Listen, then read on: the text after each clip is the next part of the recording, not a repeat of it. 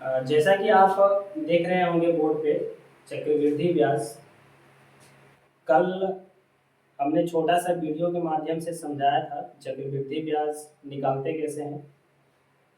आज से हम लोग चैप्टर वाइज स्टार्ट करेंगे और मैथ का प्रत्येक चैप्टर, जितने भी चैप्टर हैं करीब एडवांस में या मैथमेटिक्स में, सारा चैप्टर पढ़ाएंगे। और आइए चक्रवृद्धि ब्याज का थोड़ा सा इंट्रोडक्शन देख लेते हैं। चक्रवृद्धि ब्याज में कुछ शब्दावली होता है, जैसे कि पहला होता है मेरे भाई मूलधन होता है। मूलधन होता है जिसे पी से सूचित किया जाता है। और दूसरा होता है मेरे भाई मिश्रधन, जिसे ए से सूचित किया जाता है। इसके बाद होता है भाई साहब दर, जिसे रेट कहा जाता है, आर से सूचित किया जाता है। और और तीसरा होता है, चौथा होता है भाई समय, जिसे टी से सूचित किया जाता है।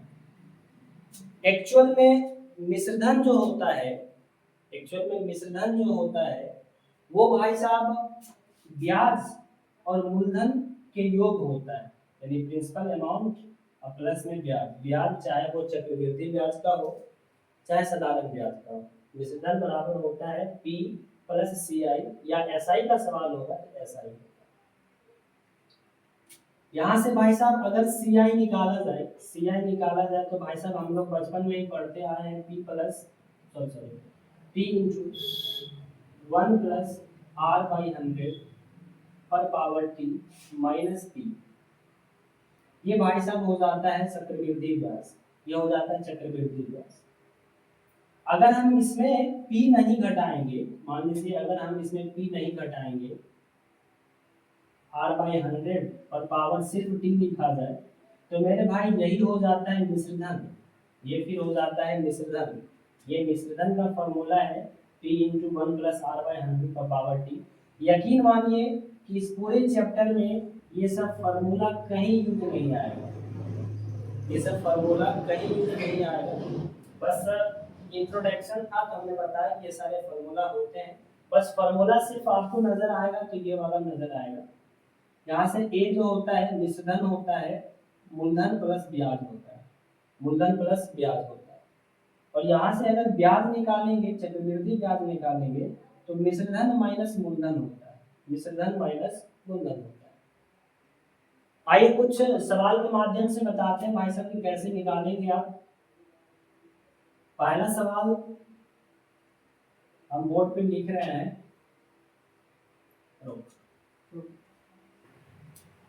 जैसा कि आप सवाल देख रहे हैं, सवाल में दे रखा है, सेम सवाल हम कल भी बताए थे स्मॉल वीडियो के द्वारा। आज इसे हम दूसरा मेथड से बताएंगे, और ये मेथड जो है कल वाले मेथड से भी कई गुना बेहतरीन है। जैसे आज जो मेथड बताएंगे, इस मेथड से आप बहुत कुछ ज्ञात कर सकते हैं। कल आप सिर्फ मूलधन और मिश्रधन ज्ञात कर रहे थे, सॉरी मूलधन भी ज्ञात कर रहे थे, मिश्रधन कर रहे थे और सीआई ज्ञात कर रहे थे।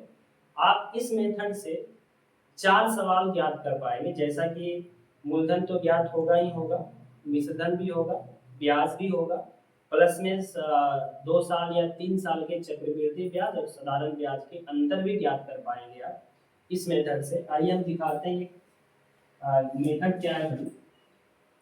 सबसे पहले हमने कल भी बताया था कि परसेंटेज पे ये चक्रवृद्धि ब्याज पूरा खत्म होगा। थोड़ा बहुत परसेंटेज का नॉलेज होना चाहिए, ज्यादा नहीं, थोड़ा बहुत। थोड़ा बहुत भाई साहब आप 4, 3 या 5 क्लास में पढ़ के आए होंगे। जैसा कि दर दे रखा है मेरे भाई 10%, दर दे रखा है 10%। 10% का फ्रैक्शन वैल्यू निकालेंगे तो 1/10 हो जाएगा। 10% का फ्रैक्शन वैल्यू होता है 1/10। फ्रैक्शन वैल्यू बोले तो 10 का मतलब 10/100, परसेंटेज का मतलब 100। 10 से काटेंगे 10 एकम 10, 10 ढाई 100, 1/10। ये जो भाई साहब भिन्न के ये हो गए हर, ये हो गए हर, और ये हो गए अंश, ये हो गए हर, ये हो गए अंश।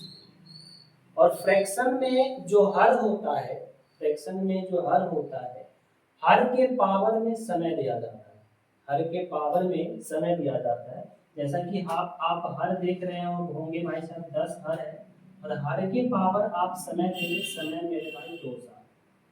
यानी 10 का वर्ग हो जाता है मेरे भाई 100। 10 का वर्ग हो जाता है 100। अब 100 पे भाई साहब क्या लगेगा, 2 साल के ब्याज लगेंगे। ये 1 साल हो गया और ये 2 साल हो गया। भाई साहब ब्याज लगेगा कितना यार, 1/10 से 1/10। ये मूलधन हो गया, ये हो गया मूलधन। मूलधन के 1/10वां भाग ब्याज लगेगा, यानी 100 के 1/10 करेंगे मेरे भाई तो क्या आ जाएगा, 10 आ जाएगा। और यहाँ भी 100 है, यहाँ भी 100 के 10 करेंगे भाई, 100 का 1/10वां भाग करेंगे तो ये भी मेरे भाई 10 आ जाएगा। अब आपको पता होगा कि चक्रवृद्धि ब्याज में ब्याज के ऊपर भी ब्याज लगता है, ब्याज के ऊपर भी ब्याज लगता है। जैसा कि आप देख रहे होंगे, ये प्रथम ईयर यानी पहले साल के एसआई भी यही होता है, पहले साल के एसआई भी यही होता है, और दूसरे साल के एसआई समान होता है। और ये दूसरे साल के भी एसआई मेरे भाई 10 रुपया है, और पहले साल के भी एसआई 10 रुपया है।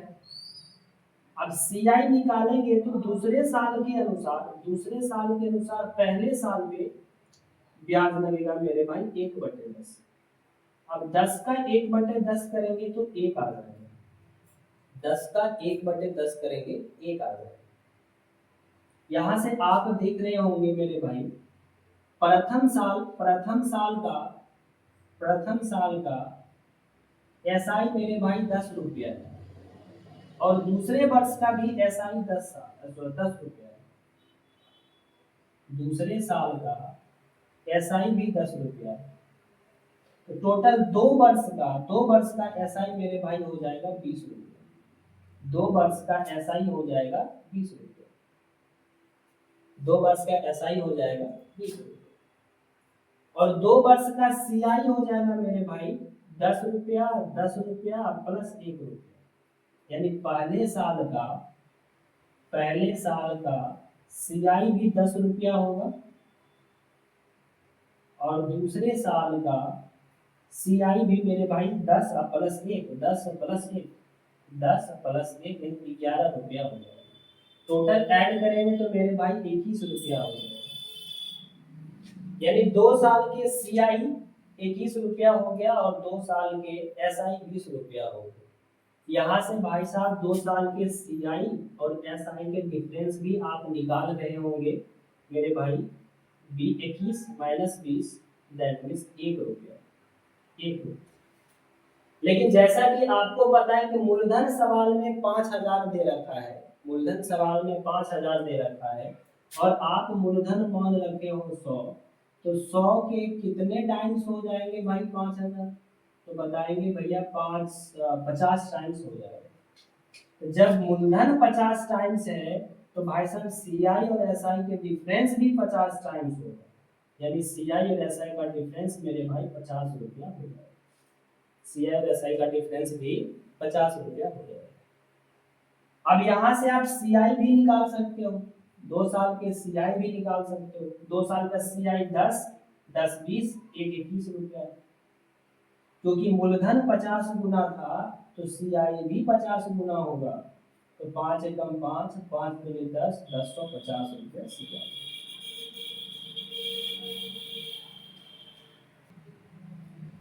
जैसा कि आप दूसरा सवाल देख रहे होंगे, दूसरा सवाल आपके सामने है। इस बार समय दे रखा है 2 वर्ष, और दर दे रखा है इस बार भाई साहब फ्रैक्शन भिन्न में दे रखा है, यानी 12 सही 1/2% दे रखा है। अब इसे आप फ्रैक्शन में तोड़ेंगे। हमने बताया कि पूरा चक्रवृद्धि ब्याज परसेंटेज पे खत्म होता है। जैसा कि दर आपको दिख रहा है मेरे भाई 12 सही 1/2%। फ्रैक्शन वैल्यू निकालेंगे, तोड़ेंगे तो 12 दूना 24 1 25, 25/2। अब प्रतिशत हटाएंगे तो नीचे आ जाएगा 100। जब काटेंगे इसे तो 25 8 200, 1/8 हो जाएगा, 1/8 हो जाएगा। जैसा कि हमने पीछे बताया था कि भिन्न के हर में जो होता है, भिन्न के हर में जो होता है उसी के पावर समय होता है। हर है मेरे भाई 8, हर है मेरे भाई 8, और समय है मेरे भाई 2 साल, तो 8 पे पावर 2 हो जाएगा। 8 पे पावर 2 का मतलब हो जाता है 16, सॉरी सॉरी सॉरी, 8 के पावर 2 हो जाता है 8 8 64, 8 8 64 सॉरी। अब मेरे भाई 2 साल है, 2 साल है, मान लो ये प्रथम साल है और ये द्वितीय साल। पहले साल के एसआई और दूसरे पहले साल के एसआई और पहले साल के सीआई बराबर होते हैं। ये मान लो ये पहले साल के एसआई है और ये मान लो दूसरे साल का एसआई। दूसरे साल ना कि दोनों साल, दोनों साल पूछेगा तो पहले साल प्लस दूसरे साल हो जाएगा। हम बोले सिर्फ दूसरे साल का एसआई और ये है पहले साल का एसआई।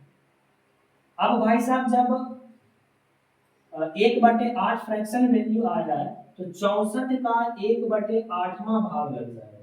तो 64 का 1/8 करेंगे, ये मूलधन है, मूलधन का 1/8वां भाग करेंगे, मूलधन का 1/8वां भाग करेंगे तो 8 8 64, ये हो जाएगा मेरे भाई 8। सेम यहाँ भी भाई साहब 1/8वां भाग होगा, मूलधन के 1/8वां भाग जो दर आप फ्रैक्शन वैल्यू निकाले हैं उसके।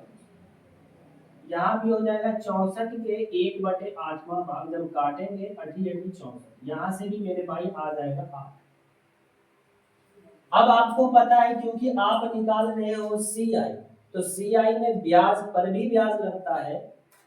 तो अब ब्याज पहले साल पे जो ब्याज लगेगा वो दूसरे साल के अनुसार लगेगा।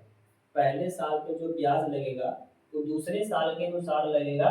दूसरे साल पे ब्याज लग रहा था मेरे भाई 1/8वां भाग, 1/8वां भाग। तो भाई साहब 8 के भी 1/8वां भाग ब्याज लगेगा। 8 के 1/8वां भाग करेंगे तो कट के मेरे भाई 1 आ जाएगा। तो यहाँ पे 1 लिखने को तकलीफ। अब सवाल उठ रहा होगा भाई साहब जब ब्याज पे ब्याज लगेगा तो यहाँ भी तो ब्याज लगाओ, 1 रुपया भी, 1 रुपया पर भी तो ब्याज लगाओ, 1 पे नहीं लगा सकते मेरे भाई। अब 1 पे लगाएंगे कि क्योंकि ये दूसरा साल है तो 1 पर जो ब्याज लगेगा मेरे भाई वो तीसरे साल पे लगेगा, तीसरे साल के अनुसार लगेगा।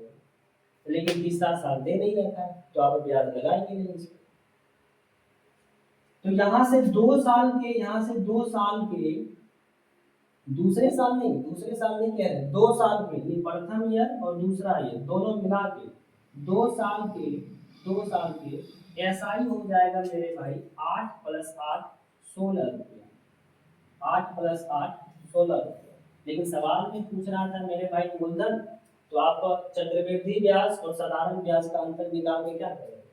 सिर्फ मूलधन पूछ रहा था, आप मूलधन निकाल के इसे रहने दो, इसे रहने। यहाँ से आप चक्रवृद्धि ब्याज निकालेंगे क्योंकि चक्रवृद्धि ब्याज दे रखा है। तो पहले साल, दूसरा साल और पहले साल का ये हो गया एसआई, दूसरे साल का एसआई और पहले साल के मेरे भाई प्रथम साल, पहले साल के सीआई 8 रुपया और दूसरे साल के सीआई 8 + 1 रुपया, 8 + 1 रुपया बोले तो 8 1 9 9 8 8 8 16 1 17 रुपया। यानी दूसरे साल पूरे दोनों साल मिला के, दोनों साल मिला के ऐसा ही हो जाता है मेरे भाई कुल योग 8 + 8 16 16 1 17 17 रुपया हो गया 2 साल का सीआई। लेकिन सवाल में सीआई दे रखा है मेरे भाई 6.80, बोले तो 6 रुपया 80 पैसा। अब ये 17 रुपया जो है 17 रिप्रेजेंट कर रहा होगा मेरे भाई 6 रुपया 80 पैसा, 6 रुपया 80 पैसा। कितने टाइम से 17 के कितने टाइम से 6.8? तो भाई साहब आप 17 यूनिट का वैल्यू इतना है, यहाँ से आप 1 यूनिट का वैल्यू निकालेंगे तो हो जाएगा 6.80 अब बटे 17। दैट मीन्स जब काटेंगे मेरे भाई 17 चौके 68, 0.4 टाइम्स होगा, 0.4 टाइम्स होगा। अब 0.4 टाइम्स क्योंकि सीआई हो रहा है मेरे भाई, सीआई 0.4 टाइम्स हो रहा है। तो आपसे पूछ रहा था मूलधन, लेकिन मूलधन था कितना भाई यहाँ 64, तो 64 भी 0.4 टाइम्स हो जाएगा। तो 0.4 टाइम्स करेंगे 4 चौके 16, हाथ बाकी 1, 6 चौके 24, 1 25, 256, 1 अंक के बाद दशमलव है तो 1 अंक के बाद दशमलव दे दो तो आंसर हो जाएगा मेरे भाई 25 रुपया 60 पैसा। मूलधन इसका आंसर हो जाएगा 25 रुपया 60 पैसा। आप लोग के सामने एक प्यारा सा सवाल है, जैसा कि अभी हमने दो मेथड से सवाल सॉल्व किए हैं। आप लोग कृपया सॉल्व करके देखेंगे। किसी भी एक मेथड से, या तो पहला मेथड से बनाइए आप या दूसरा मेथड से बनाइए, दोनों मेथड से आप सवाल बना रहे होंगे और इसका आंसर कमेंट बॉक्स में जरूर डालिएगा। मैं थोड़ा सा इस सवाल को हिंट दे देता हूँ कि आप कैसे बनाएंगे इसको। दर दे रखा है मेरे भाई 5%। हमने बताया था कि चक्रवृद्धि ब्याज के जितने भी सवाल होंगे मेरे भाई, सारे के सारे सवाल आप परसेंटेज पर बना रहे होंगे, परसेंटेज बेसिस बना रहे होंगे। सिर्फ दर दर दर से आप लेके सवाल बना रहे होंगे। अब सवाल मन में आ रहा होगा कि जहां दर नहीं दिया रहेगा, जहां दर पूछेगा, फिर वहां क्या करेंगे? ऐसा सवाल आपके सामने आएगा तो उसमें बताएंगे कि भाई साहब ये दर जब नहीं दिया रहेगा तब आप क्या करेंगे। घबराएंगे नहीं सवाल से भाई, सवाल पेश किया जाएगा आपके सामने। फ्रैक्शन वैल्यू तोड़ेंगे, 5% का फ्रैक्शन वैल्यू होता है 5/100। जब मिनिमाइज करेंगे तो हो जाएगा 20/100, 1/20 हो जाएगा, 1/20 हो जाएगा। आंसर कमेंट बॉक्स में जरूर डालिएगा आप लोग, 1/20 हो गया। आपको पता है मेरे भाई कि ये 20 नीचे वाला जो होता है, हर जो होता है, हर ही भाई साहब मूलधन का काम करता है। हर जो है मूलधन का काम करता है। ये फर्स्ट मेथड से हम बता रहे हैं, पहली तरीका से बता रहे हैं। मान लो मूलधन 20 रुपया है, मान लेते हैं भाई साहब मूलधन 20 रुपया है, 1 रुपया बढ़ गया, 1 रुपया बढ़ गया तो 20 से 1 रुपया बढ़ेगा तो मेरे भाई 21 हो जाएगा। और सवाल में दे रखा है समय 2 साल, तो आप यही टाइम्स जो है 2 बार दोहराएंगे, यही लाइन को 2 बार लिखेंगे। 20 से 21 हो गया, 20 से 21 हो गया। और 20 गुना 20 करेंगे मेरे भाई, ये हो जाएगा 400। 21 गुना 21 करेंगे मेरे भाई साहब, 21 का स्क्वायर होता है 441। 441 पहले वाला जो होता है मेरे भाई ये कहलाता है मूलधन। जैसा कि आपने लिखा कि हर जो होता है हमेशा मूलधन होता है। और ये दूसरे वाला जो होता है वृद्धि करके जो आप लिखते हैं, 20 में 1 आपने वृद्धि किया तो 21 हुआ, ये मेरे भाई कहलाता है मिश्र। ये मेरे भाई कहलाता है मिश्र। और हमने शुरू में इंट्रोडक्शन क्लास में बताया कि मिश्र धन माइनस मूलधन जो होता है मेरे भाई, यही कहलाता है ब्याज। चाहे वो चक्रवृद्धि ब्याज हो, चाहे वो साधारण ब्याज हो।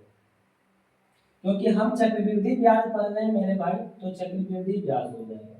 तो 441 और 400 में अंतर मेरे भाई कितने का है? 41 का डिफरेंस, 41 का डिफरेंस। और सवाल में मूलधन दे रखा है मेरे भाई 2000, सवाल में मूलधन दे रखा है 2000, लेकिन आपने तो मूलधन निकाला है भाई साहब 400। कोई दिक्कत नहीं मेरे भाई, 400 रिप्रेजेंट कर रहा होगा 2000, रिप्रेजेंट कर दीजिए, क्या दिक्कत है। 400 रिप्रेजेंट कर रहा होगा मेरे भाई 2000। तो कितने टाइम्स हो जाएंगे मेरे भाई? 0 से 0 कटेगा, 0 से 0 कटेगा, 5 यानी 5 टाइम्स होगा। ये भाई साहब मूलधन जो है, तो हमने जो मूलधन निकाला और सवाल में जो मूलधन दे रखा है, मूलधन मूलधन के बराबर होगा। यानी 400 यूनिट का वैल्यू है 2000, तो 1 यूनिट का वैल्यू हो जाएगा मेरे भाई 5। 1 यूनिट का वैल्यू हो जाएगा 5। तो आपसे पूछ रहा है सीआई, तो सीआई आप निकाले हो 41 रुपया, 41 रुपया। जब मूलधन मेरे भाई 5 टाइम्स है तो सीआई भी 5 टाइम्स होगा। तो 5 से गुना करेंगे, 5 एकम 5, 5 चौके 20, 205 रुपया। ये था पहला मेथड। और इसी सवाल को आप दूसरा मेथड से भी बना रहे होंगे। जैसा कि दूसरा मेथड आपको पता है, दूसरा मेथड है कि फ्रैक्शन वैल्यू में हर जो होता है, हर के ऊपर में क्या लिखते हैं मेरे भाई? समय लिखते हैं। हर के ऊपर में समय लिखते हैं, यानी 20 का वर्ग हो गया। और 20 का वर्ग आपको पता है, 20 का वर्ग क्या होता है मेरे भाई? 400 होता है।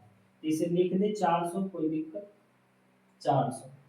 अब मेरे भाई ये 400 जो है, अब ये 400 जो है ये मूलधन का काम कर रहा है, ये मूलधन का काम कर रहा है। अब इस पे जो है ये मान लो फर्स्ट ईयर है और ये मान लो सेकेंड ईयर। अब मूलधन का पहले साल जो ब्याज लगेगा 1/20 लगेगा। मूलधन का पहले साल जो ब्याज होगा 1/20 लगेगा, 1/20 लगेगा।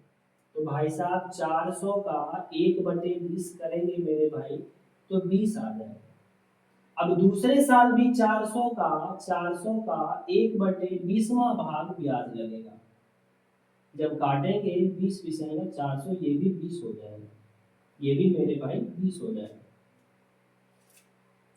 अब आपको पता है कि भाई साहब चक्रवृद्धि ब्याज क्योंकि हम निकाल रहे हैं, तो चक्रवृद्धि ब्याज पर भी ब्याज लगता है। तो यहाँ भाई साहब पहले साल का ब्याज है, तो पहले साल पे जो ब्याज पर ब्याज लगेगा वो दूसरे साल के अनुसार लगेगा। और दूसरे साल पे लग रहा है 1/20, क्योंकि इस पे भी लगेगा 1/20। तो 20 का 1/20 करेंगे मेरे भाई तो ये हो जाएगा 1। 20 का 1/20 करेंगे, 20 का 1/20 करेंगे तो हो जाएगा 1। अब आपको पता है कि ये जो 20 दिख रहा है आपको, ये प्रथम साल का एसआई और सीआई है, और ये जो 20 + 1 दिख रहा है ये दूसरे साल के सीआई है, और ये 20 जो दिख रहा है ये दूसरे साल के एसआई है। और टोटल पता है मेरे भाई, क्योंकि हम 2 साल के आपको सीआई निकालने के लिए बोला गया है, तो 20 20 40 40 1 41 मेरे भाई 2 साल का सीआई हो गया 41 हो गया, 2 साल का सीआई हो गया 41 हो गया। अब जैसा कि आप सवाल में देख रहे होंगे कि मूलधन भाई साहब 400 नहीं दे रखा है, मूलधन दे रखा है मेरे भाई 2000। तो क्या दिक्कत है, तो 400 रिप्रेजेंट कर रहा होगा 2000 को। तो 400 यूनिट का मान है 2000, तो 1 यूनिट का मान हो जाएगा मेरे भाई 5 × 5 टाइम्स। जब ये 5 गुना है तो सीआई भी मेरे भाई 5 टाइम्स हो जाएगा, क्या दिक्कत।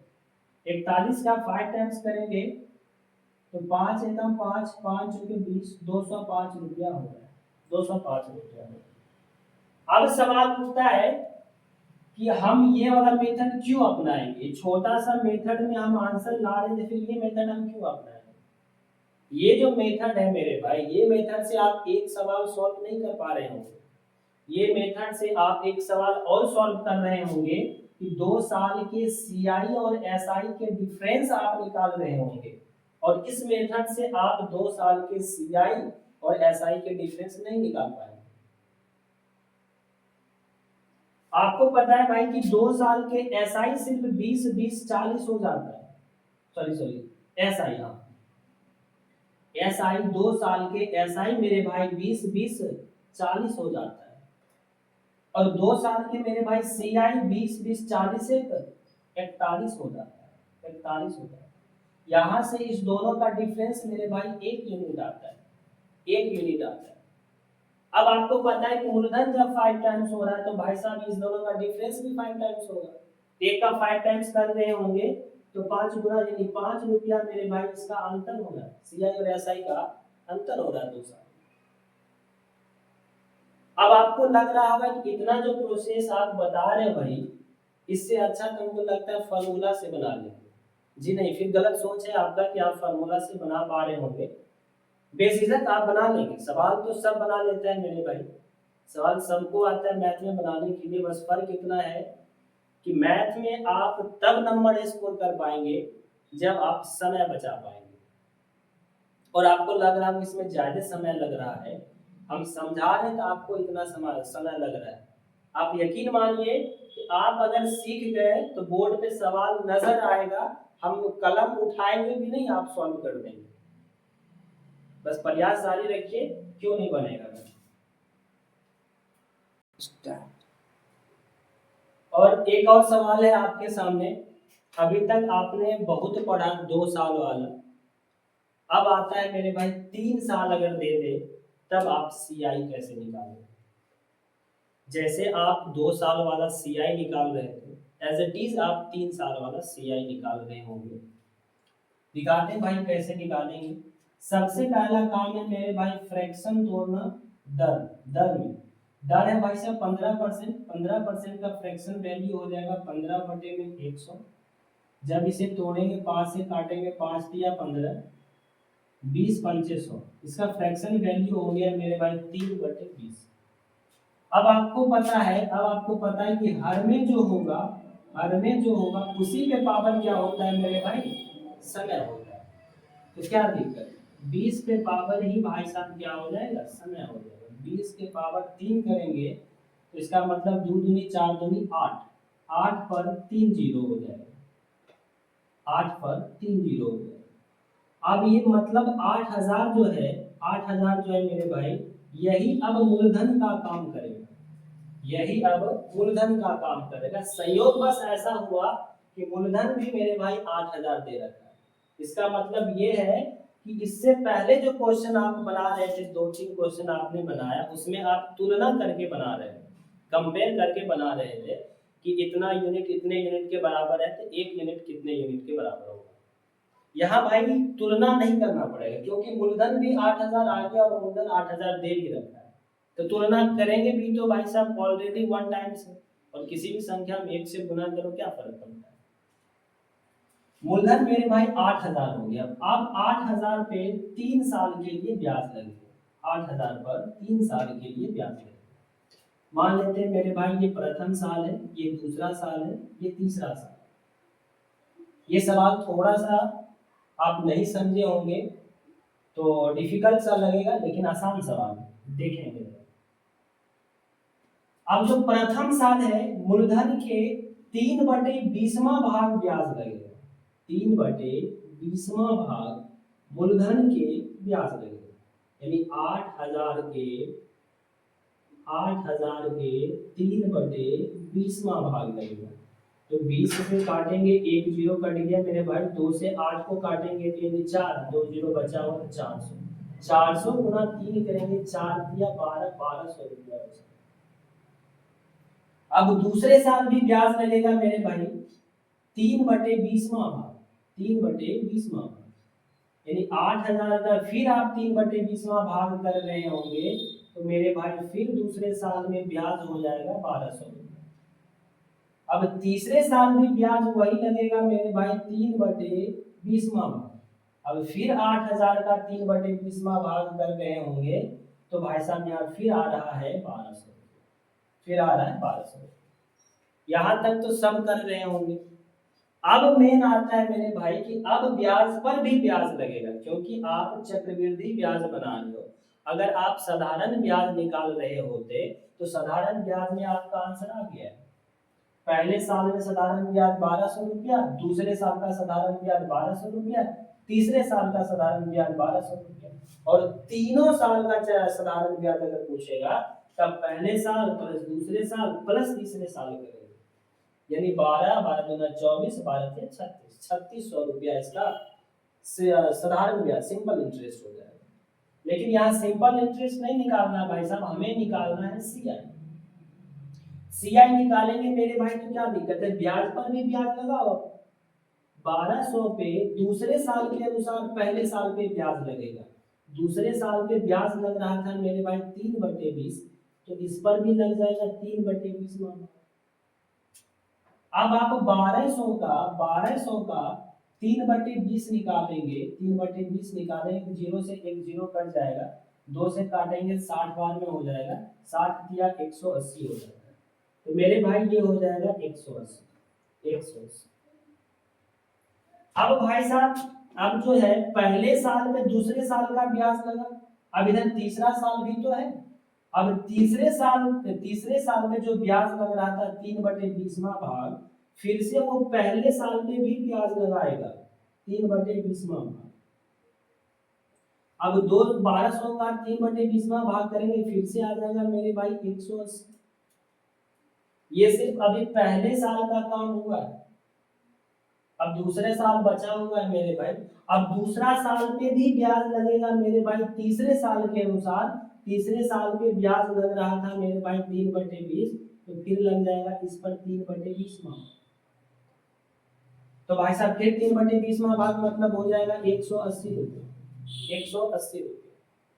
अब यहाँ तो पहले साल पे ब्याज लगा दिया आपने, दूसरे साल पे ब्याज लगा दिया, लेकिन पहले साल का जो ब्याज आया है, सॉरी दूसरे साल का जो ब्याज आया है, पहले साल ब्याज का जो ब्याज निकाले हो, दूसरे साल में जो 3/20वां भाग लगा है, अब ब्याज पर भी तो ब्याज लगेगा, अब इस पर भी तो ब्याज लगेगा, 180 पर भी तो ब्याज लगाएंगे आप, 180 पर लगाएंगे फिर लगा देंगे 3/20वां भाग।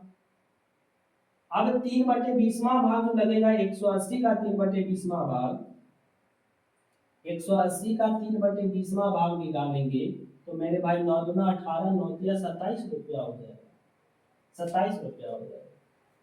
टोटल यहाँ से आप चक्रवृद्धि ब्याज निकालेंगे तो पहले साल का चक्रवृद्धि ब्याज है मेरे भाई, पहले साल का चक्रवृद्धि ब्याज है 1200 रुपया, पहले साल का चक्रवृद्धि ब्याज। दूसरे साल का चक्रवृद्धि ब्याज है 1200 प्लस 180, 1200 प्लस 1200 प्लस 1200 प्लस 180, और तीसरे साल का ब्याज है मेरे भाई 1200 प्लस 180 प्लस 180 प्लस मेरे भाई 27। ये टोटल जोड़ दो, ये आपका हो जाएगा चक्रवृद्धि ब्याज। तो उतना कौन जोड़ता है भाई, 1200 यहाँ है, 1200 यहाँ है, 1200 यहाँ है, 1200 3 टाइम्स है, तो एक ही बार 3 से गुना कर दे, 12 तिया 36, ये हो गया मेरे भाई 3600। अब 180 जो है 3 टाइम्स है, 180 जो है 3 टाइम्स है, तो 180 को 3 से गुना कर देता, 18 तिया 54 हो गया 540 रुपये, 18 तिया 54 540 रुपये। अब एक 27 बच रहा है मेरे भाई, 27 जोड़ दे तो हो जाएगा 7, 4 2 6, 6 5 11, 3 1 4, यानी टोटल इसका चक्रवृद्धि ब्याज आ गया 4167, यानी 4167 इसका आंसर। धन्यवाद।